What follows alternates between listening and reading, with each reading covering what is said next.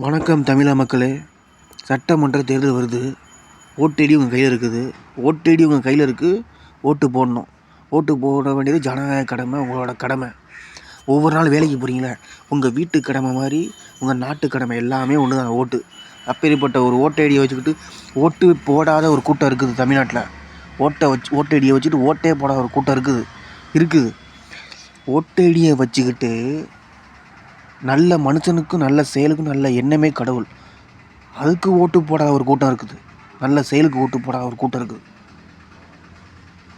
நல்ல செயலுக்கு அதான் கடவுள். நல்ல செயலுக்கு ஓட்டு போட்டிங்கன்னா நல்லா இருப்பீங்க. கெட்ட செயல், கேவலமான செயல், பாவ செயல், திமுக மானங்கட்ட கட்சிக்கு ஓட்டு போட்டிங்கன்னா தமிழ்நாடே அழிஞ்சு ஒழிஞ்சு நாசமாக போக வேண்டியதான். போயிட்டு தான் இருக்குது. சட்ட ஒழுங்கு சரியில்லை. ராமேஸ்வரத்தில் ஒரு அப்பாவி பெண் கொலை செய்யப்பட்டார். ஒரு கேவலமான மிருகம், கேவலமான ஜென்மத்தால். 2 கால் மிருகம், கேவலமான பிறவி. நான் என்ன சொல்கிறது? திமுக மானங்கட்ட கட்சிக்கு ஓட்டு போடாதீங்க.